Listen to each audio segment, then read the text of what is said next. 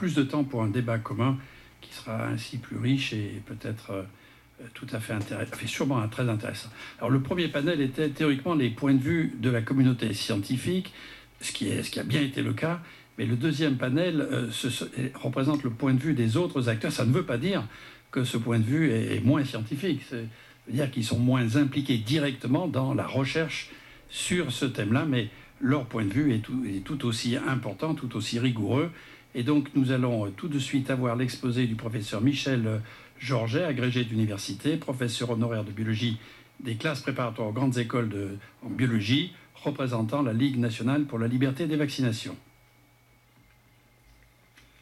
Bien, je précise tout de suite qu'il y a un P majuscule avant mon nom qui est mal placé, car je ne suis pas titulaire d'une chaire d'enseignement supérieur.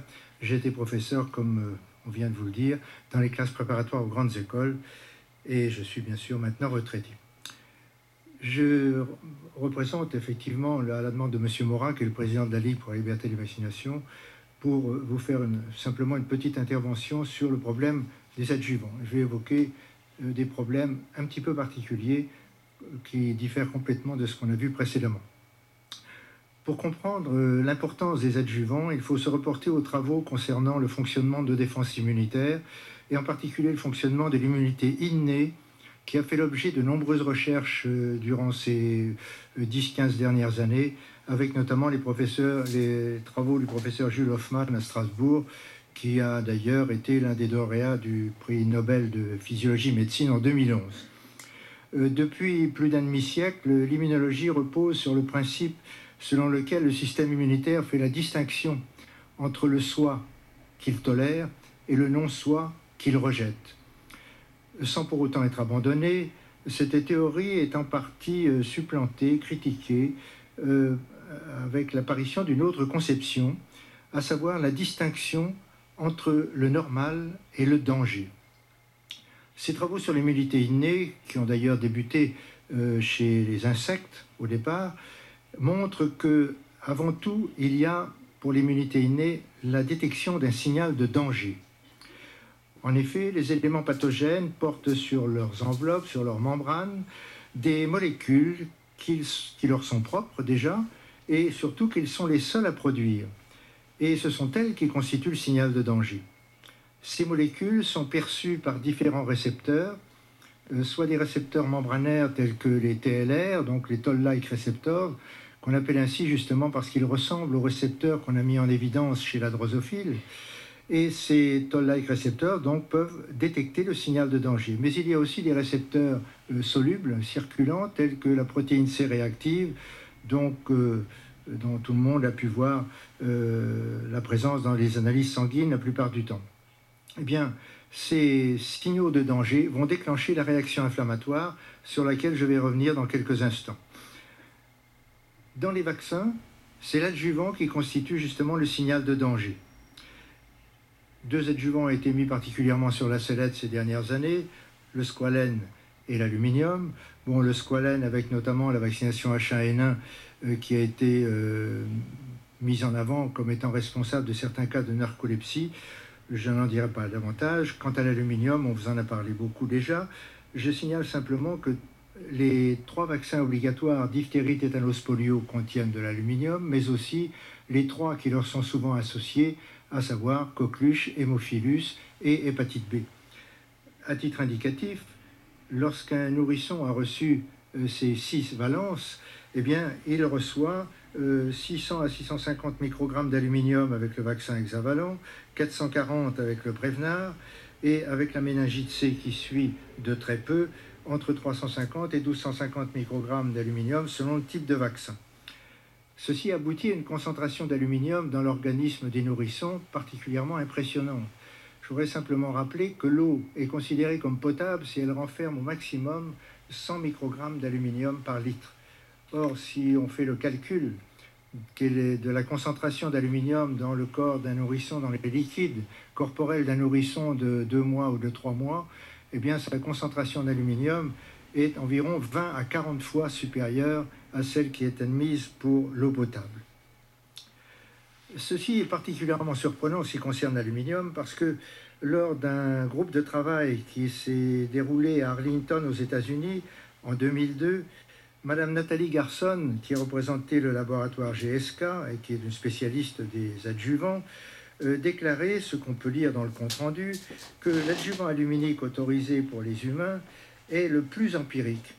Personne ne sait comment il fonctionne, personne ne connaît sa biodistribution.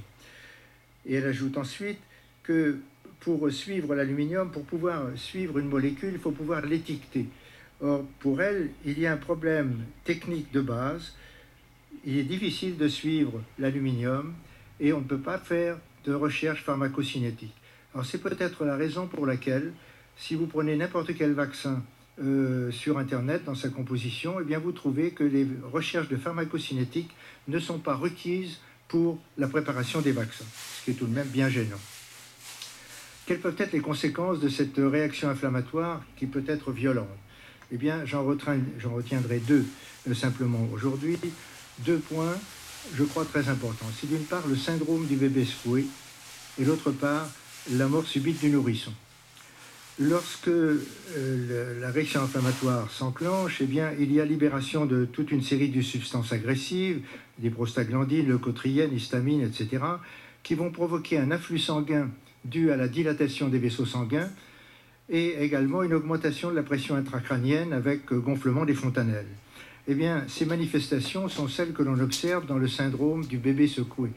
Et un certain nombre de familles sont parfois poursuivis en justice et condamnés parce que leur bébé présente des syndromes comparables à celui des bébés secoués, alors que ça peut tout simplement être la conséquence d'une réaction inflammatoire violente.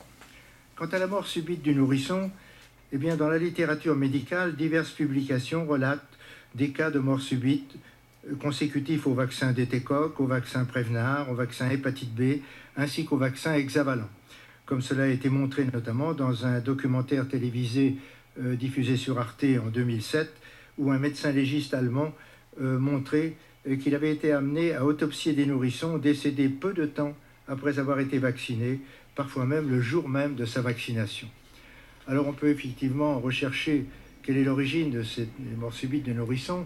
Eh bien, dans un congrès sur la mort subite du nourrisson, un chercheur a déclaré que l'origine de ces morts subites peut être recherchée dans la maturation du système neurovégétatif, en particulier dans la période périnatale, où il y a une sécrétion importante de neuropeptides qui ont une propriété de sédatif puissant, qui peuvent amener des apnées, et évidemment une apnée prolongée pouvant conduire à la mort.